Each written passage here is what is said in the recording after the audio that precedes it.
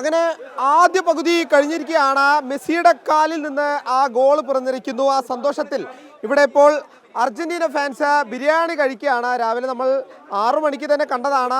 Mutton ബിരിയാണിയുടെ ചെമ്പ് പൊട്ടിച്ചതാണ്. ഇപ്പോൾ ഫാൻസൊക്കെ ആശ്വാസത്തോടു കൂടി ബിരിയാണി കഴിക്കുന്നു. മെസ്സിയുടെ കാലിൽ നിന്ന് ആ ഗോൾ പിറന്നിരിക്കുന്നു. സന്തോഷമുണ്ട്.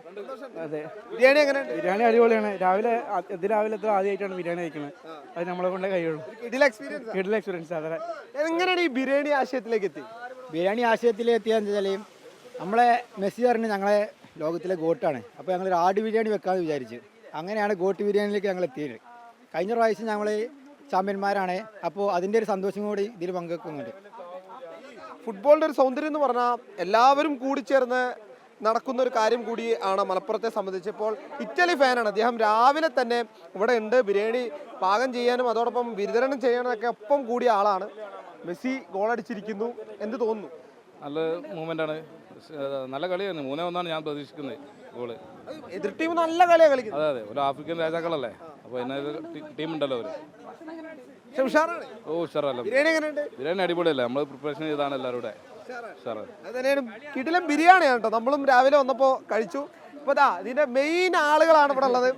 അങ്ങനെ മെസ്സി ഗോളടിച്ചു, ബിരിയാണി ദമ്പ് പൊട്ടി, കിടിലൻ ബിരിയാണി. അതെ, ബിരിയാണി ഞാൻ പറഞ്ഞില്ലേ, ബിരിയാണി കഴിച്ച് വളരെ കൂളായി ആത്മവിശ്വാസത്തോടെ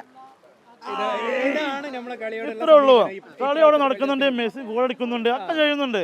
നമ്മളെ പണി എടുക്കുക, മെസ്സിന്റെ പണി അവിടെ എടുത്തോളും. നമ്മൾ ടെൻഷൻ ആവണ്ട, നോ ടെൻഷൻ, നോ ബേജാറ്. അത്രേ ഉള്ളൂ.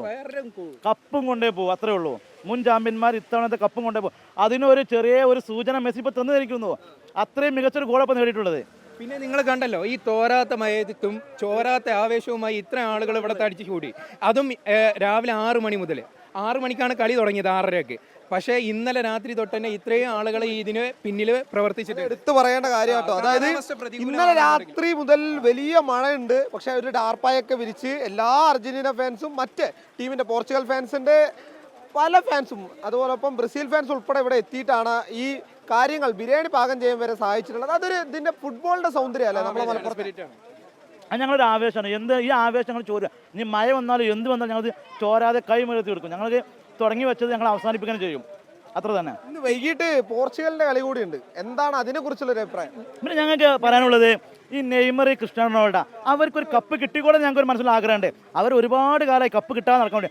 നമ്മൾ ഒരുപാട് സുഹൃത്തുക്കളുണ്ട് ക്രിസ്ത്യാനോയുടെയും നെയ്മർ. അവർ ഒരുപാട് ദുഃഖിതരായിട്ട് നിൽക്കുകയാണ്. അവർ മുഖം കാണുമ്പോൾ നമുക്ക് സ്വാഭാവികമായിട്ട് നമുക്ക് ഒരു ബേജാറ് ഇടങ്ങേറുണ്ട്. അപ്പോൾ എങ്ങനെയെങ്കിലും കിട്ടിയിട്ട് അവരൊന്ന് സന്തോഷിച്ച മുഖം അവർ കാണുന്നത് ഞങ്ങൾക്ക് ഒരു ആഗ്രഹം. സുഹൃത്തുക്കളാണ്, അവർ ആ ടീമിന്റെ ആരാധകരാണ്. അവർ കിട്ടിക്കോട്ടെ, പ്രശ്നമല്ല. അവർ കിട്ടിയാൽ ഞങ്ങൾ ഹാപ്പിയാണ്, നോ പ്രോബ്ലം.